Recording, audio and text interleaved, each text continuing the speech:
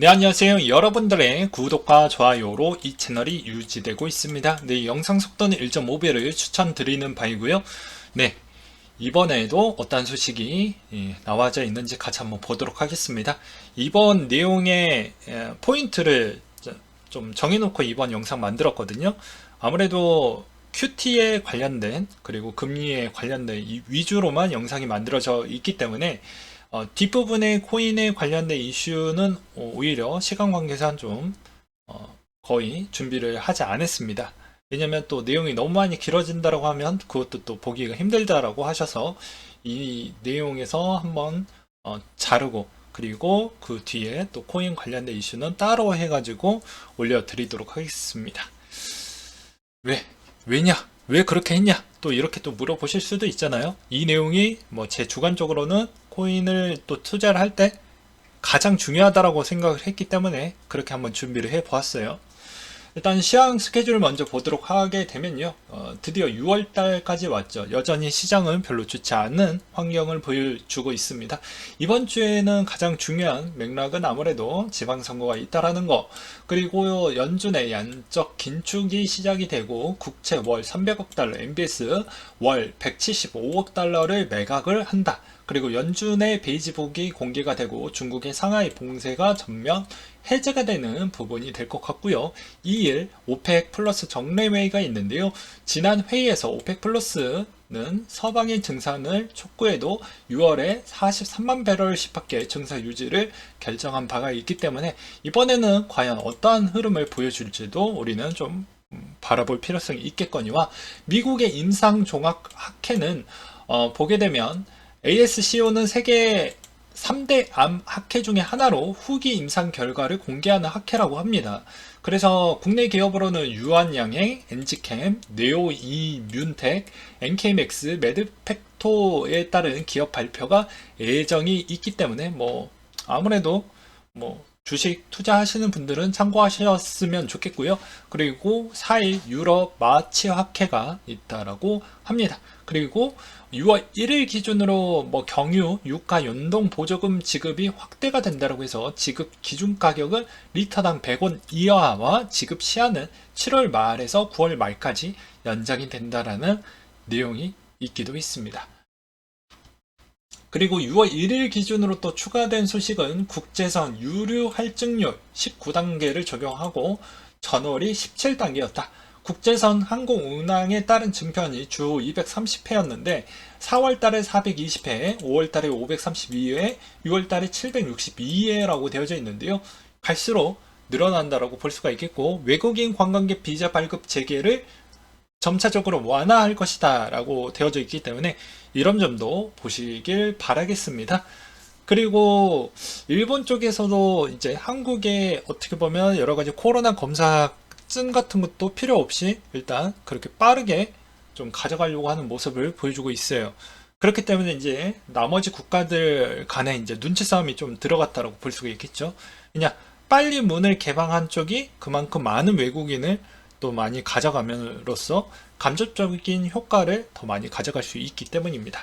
그리고 6월 중순하고 하순에 남아져 있는 이슈를 한번 설명을 하고 넘어가도록 하겠는데요. 보게 되면 22 통화정책회의, 그리고 아시아 안보회의, 미국의 FMC, BOJ 통화정책회의, EU 정상회담, G7 정상회담, 나토 정상회의. 정상회담은 대부분 거의 하순에 밀집되어져 있다고 보시면 될 것 같습니다. 네, 그 다음으로는 아까도 말씀드렸다시피 저는 이 내용이 상당히 중요하다고 생각을 해서 이번 내용은 QT 위주로만 설명을 좀 하도록 하겠고요. 그 다음에는 좀 코인 이슈 내용 위주로 좀 설명을 드리려고 합니다. 왜냐? 제가 투자를 할 때는 이 내용이 정말 중요하다고 하기 때문에 여러분들도 이 내용 꼭 보시면서 투자에 임하시는 게 좀 도움이 되지 않을까 싶어서 이렇게 한번 준비를 해 보았습니다. 왜냐면 또 반대적인 생각을 또 가지고 계신 분들에게는 좀 아쉬울 수도 있겠죠. 그래도 두루두루 내용 보고 투자하는 건 나한테 또 그만큼 리스크를 또 줄여두는 효과가 있기 때문에 그런 관점으로 좀 봐주셨으면 좋겠습니다. 근데 미국의 4월 근원 PCE 상승률이 둔화가 됐기 때문에 이제 긴축의 속도가 늦춰지는 거 아니냐라고 해서 요새 아시아장 그리고 이제 뭐 유럽, 미국 지수가 점차적으로 조금은 회복을 보여주고 있는 모습을 보여주고 있고요. 이 해당에 있는 그래프를 또 보시다시피 미국의 개인 소비 지출 가격 지수가 이제 6.6에서 6.3까지 내려갔기 때문에 이 기대감이 앞으로 연속적으로 둔화될 수 있지 않겠냐라는 여지를 보여주고 있지만 이제 미국의 본격적인 이제 또 여름 휴가 랠리 시즌이 이제 개막이 되면 에너지 쪽에 따른 또 효과의 자극을 또 붙어서 이게 이제 일시적이다. 또 일시적이지 않다. 뭐 이런 전문가들에 따른 의견이 좀 있습니다. 근데 저는 항상 중립을 좀 보려고 해요. 그래서 기존의 3월 대비보다는 아무래도 이번 여름 구간 때만 잘 넘어간다고 하면 크게 그렇게 물가를 자극시킬 수 있을 만한 요건은 거의 다 많이 해소를 시키지 않았을까라고 저는 그렇게 생각을 하고 있고요. 각자 한번 또 생각을 해보시길 바라겠습니다. 그리고 미국의 전 국무장관이 모든 영토를 되찾기 위해 전쟁을 지속하는 건 우크라이나한테 자유를 위한 전쟁이 될 수 없다라고 이야기를 또 하기도 했어요. 그래서 어떻게 보면 월드 이코노미 포럼에서 이런 이야기가 나왔다라는 것은 이제 미국의 관계자분들도 이제 이 이상 장기전으로 갔었을 때 따른 러시아 우크라이나에 대한 싸움으로 인해서 미국에 미치는 경제적 영향이 이제 별로 도움이 되지 못한다라는 그런 전문가들과 그리고 그쪽에 따른 지지자들도 좀 많이 올라가고 있다라는 게 앞으로 물가에 따른 자극도도 점차 좀 줄어드는 거 아니냐.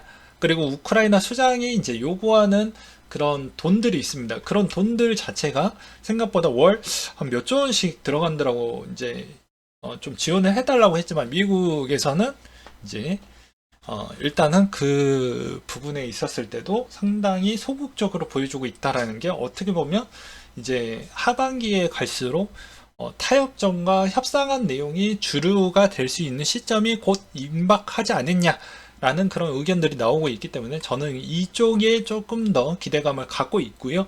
그리고 미국의 천연가스 가격이 여름에 앞두고 14년 만에 최고치를 보여주고 있다라고 하다 보니까 아무래도 계속 에너지 부분에 따른 측면은 여름 때까지는 지속이 되고 이제 가을에서 겨울 넘어가는 시점 때부터 에너지 방향성이 아무래도 좀 더 둔화가 될 수 있냐 없냐를 좀 바라볼 필요성이 있는데 그 카드는 아까 말씀드렸다시피 이 우크라이나에 따른 이 영향성이 어느 쪽으로 갈 거냐가 관건이 될 것 같습니다. 근데 제가 저번에도 말씀드렸다시피 유럽은 항상 투트랙 전략을 갖고 있죠. 겉에서는 야 나 괜찮아 막 이렇게 보여주고 있지만 속은 보면 뭐 돌려 쓰고 빌려 쓰고 막 섞어 쓰고 막 한다라고 했죠.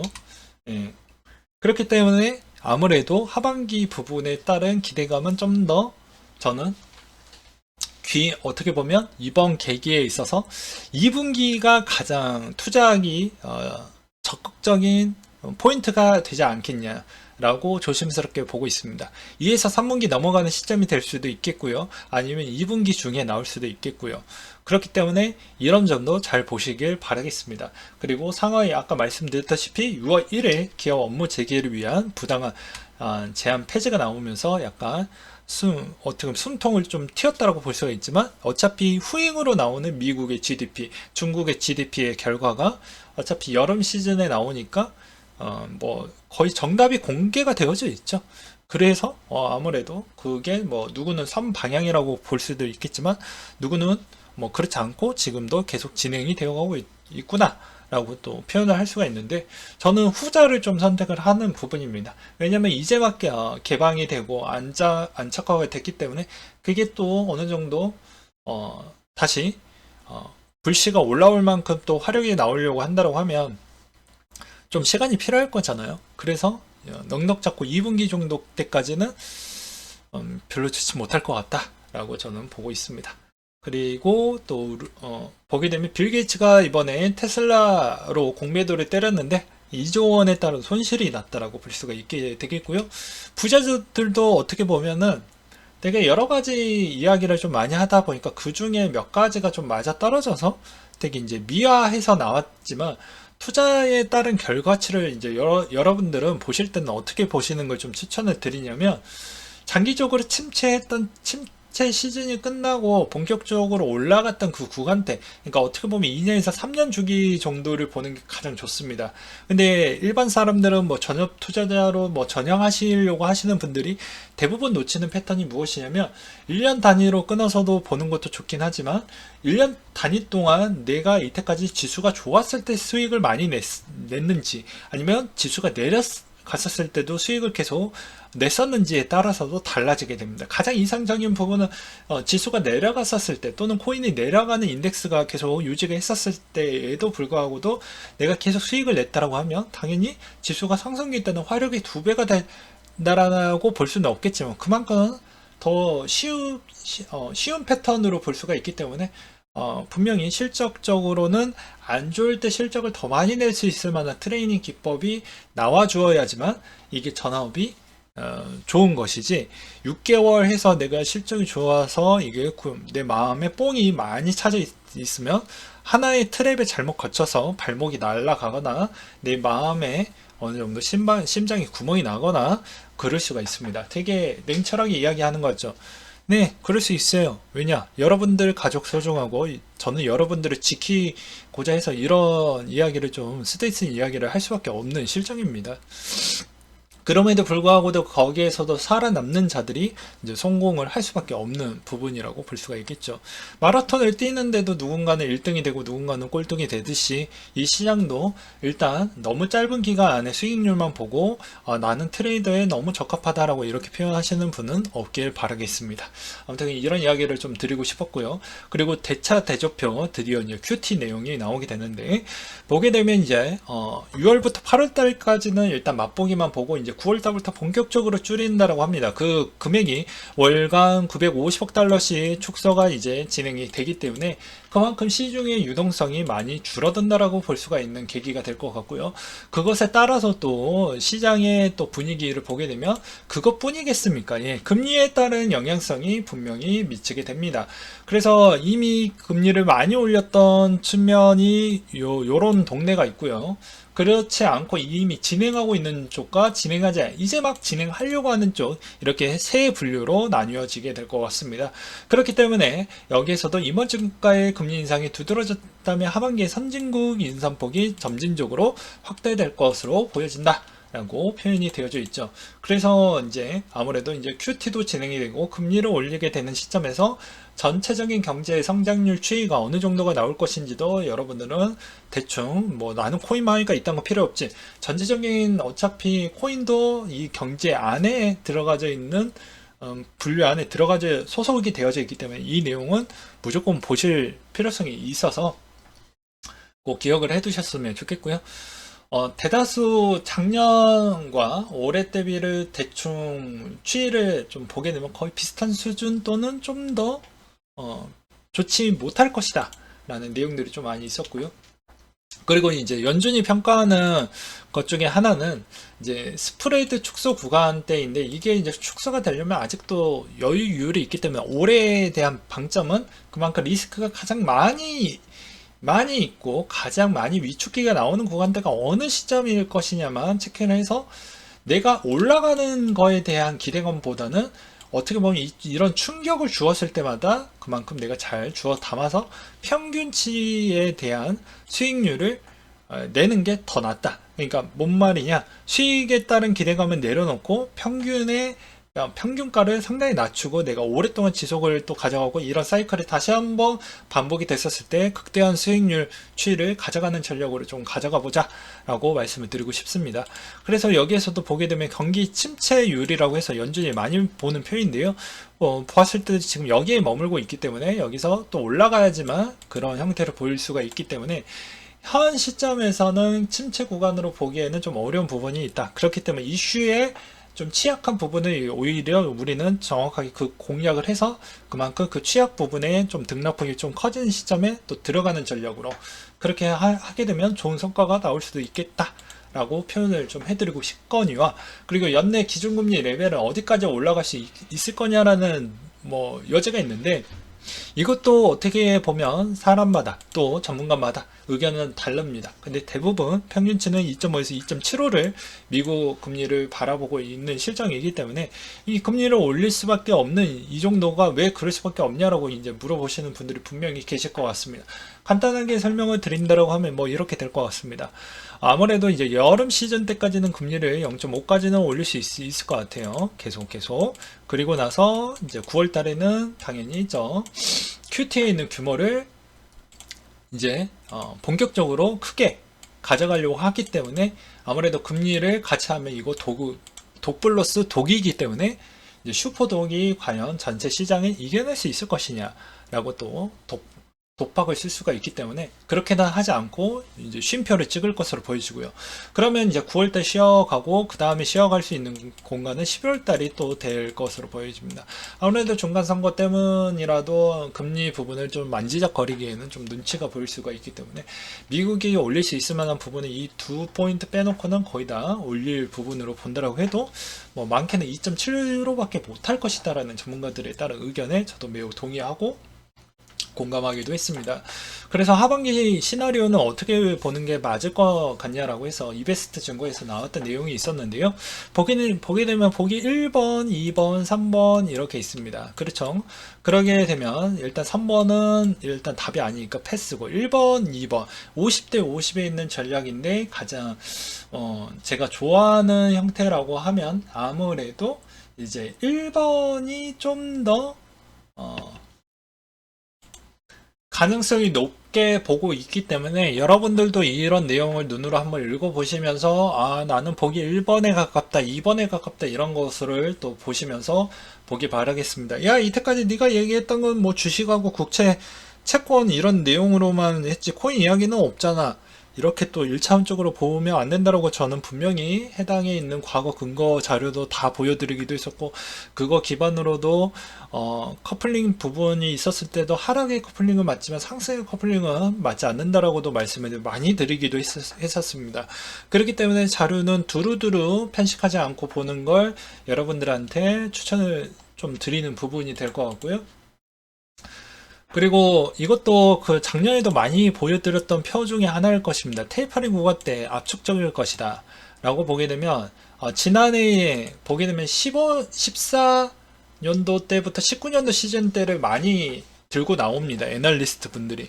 왜 그러냐 이때 빼놓고는 그전에는 그랬던 적이 별로 없습니다. 테이퍼링을 꺼냈던 과거 부분이 거의 없다시피 있기 때문에 이 자료를 좀 많이 가지고 오는데 제가 봐도 아무래도 9월달에 충격을 줄 수 있을 만한 가능성이 매우 높을 것으로 보여집니다. 왜냐하면 큐트에 있는 금액이 생각보다 크고 그렇다고 해서 금리는 올리지 않는다는 거는 일단은 확인하고 연준은 좀 들어가려고 하는 습성이 워낙 크기 때문에 어떻게 보면 이제 9월달에 코인으로 봤을 때는 연간 9월달 코인 지표가 별로 좋지 못했죠. 보시게 되면 2013년도 때부터 2022년도 때까지 비트코인에 따른 수익률 추이를 보게 되면 9월달에 별로 좋지 못했던 결과치를 볼 수가 있습니다. 근데 여기에 이제 QT까지 나오게 되면 아무래도 쉽진 않을 것 같다 라고 볼 수가 있겠고요. 대부분 뭐 과거가 꼭 다 맞다라고 볼 수는 없겠지만 우리가 이제 주의하고 유의하고 할 수 있을 만한 그런 촉도는 좀 있잖아요. 이때까지 추석 시즌이 도래를 하기 이전에 이슈가 좀 안 했었고요. 그리고 그 추석 시즌 때는 기본값으로 항상 돈에 따른 가장 큰 또 명절 시즌이기 때문에 돈이 좀 많이 나가는 지출 부분이 있어서 어느 정도 땡겨 쓰는 부분이 꽤 있다. 라는 정도로만 보시길 바라겠습니다. 그렇기 때문에 아무래도 이제 하반기에 이제 어떻게 보면 이 순간에 이후에 가장 많이 요동을 칠 것으로 보여지기 때문에 저는 오히려 9월달이라고 하면 9월달에도 별로 좋지 못할 확률도 꽤 높겠지만 그 전에 선방향을 받는다고 해도 7, 8월달에 별로 좋지 못할 확률도 매우 높게 저는 가져가고 있습니다. 그렇기 때문에 이제 최종 결론적으로 본다라고 하면 뭐 이렇게 결론을 낼 것 같습니다. 일단 일정은 이러합니다. 6월, 7월, 8월, 9월, 11월, 12월 6월 달에는 빅스텝 그리고 50bp, 50bp씩 올리고 8월 달에 미팅을 거쳐가지고 9월 달에는 일단 점프한다라고 이야기를 했죠. 그래서 일단 QT만 진행을 하고 그 다음에 11월 달에도 일단은 동결 왜 선거가 있기 때문에 그리고 나머지 부분 올린다라고 해도 올릴 수 있을 만한 사이즈는 정해져 있다. 일단 제니슨 블러들은 어차피 여기에 있는 어떻게 보면 추임새를 넣어주는 애니까 우리 좀 세게 할 거야 이런 메시지를 보여주고 있기 때문에 전체적으로 코인에 미치는 영향성을 보았을 때는 뭐 저는 항상 큰 틀을 먼저 보고 그 다음에 작은 소분류를 보는 습성이 있죠. 대분류를 보고 소분류를 보듯이 그러니까 전체의 돈에 따른 흐름이 이런 형태적으로 많이 경색이 돼 가고 있는데 이 중에서도 가장 먹거리가 좋고 좋은 물건이 많이 나왔던 게 과연 코인만 있을 것이냐를 바라보았을 때는 그렇지 않기 때문에 돈의 화력의 집중도를 보았을 때는 여전히 조금은 좀 냉철하게 바라봐야 되지 않겠냐라고 좀 표현을 해주고 싶고요. 그렇다라고 해서 지금의 신규나 아니면 기존에 있었을 때도 시드가 좀 남아져 있다고 하면 올해 가장 큰 2분기 전후 부분으로 해가지고 그때 공략을 해보는 게 낫지 않겠냐. 이게 꼭 최저점이라고 저는 설명을 드리는 게 아닙니다. 올해 기준으로 보았을 때 하반기 전략까지 보았을 때도 이 2분기에서 3분기 넘어가는 직전 아니면 2분기 거의 끝나는 시점에서 거의 저점을 바라보고 있는 시점이 훨씬 더 높게 저는 바라보고 있을 뿐입니다.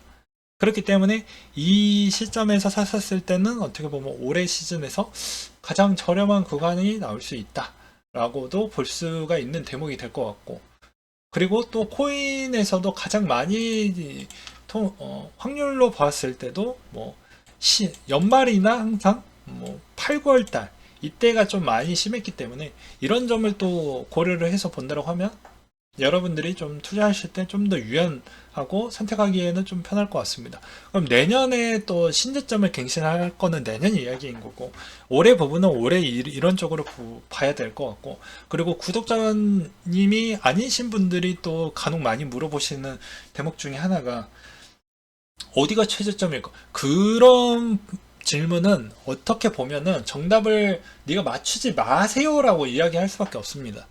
왜냐하면 모든 건 데이터 가지고에 따른 평가로 여러분들한테 논리적으로 논리 전형하게 설명을 드려야 되는데 그런 좀 어떻게 보면은 되게 좀 단기간에 그거 예측을 맞추지 말라는 질문을 던진 거와 마찬가지이기 때문에 의미가 없는 질문이라고 저는 표현을 하고 싶어요. 그걸 맞출 수가 없기 때문입니다. 그래서 아무리 맞춘다라고 해도 6개월 전 정도, 최대 6개월 전 정도, 또는 뭐 아무리 좀 정상적으로 본다라고 해도 뭐 3개월 전이나 뭐 요 정도까지는 어느 정도 루팅을 볼 수가 있는데 뭐 1, 2년 뒤, 뭐 3년 뒤 이런 거는 예측 불가능한 영역인 거죠. 네. 제가 뭐 슈퍼컴퓨터에 있는 데이터 자료를 다 확보한 것도 아니고요.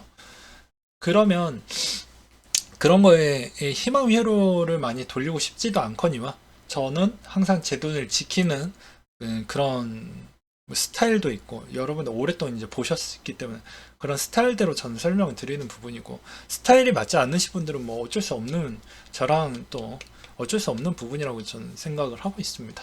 그러니까 각자 한번 생각을 해보시고 각자 투자 스타일을 다시 한번 재정비하시고 내년은 내년에 따른 시드를 또 남겨두시고 여전히 이 시장에 있었을 때는 앞으로 성장 동력은 계속 있지만 성장을 하는 형태이고 그만큼 해당에 있는 그런 회사들이 생각보다 시드가 그렇게 많은 회사들이 아니기 때문에 그런 점은 어떻게 보면 중소회사와 비슷한 밸류로 좀 보시길 바라겠습니다. 그러면 좀 투자하기가 많은 도움이 되실 거라고 생각이 드네요.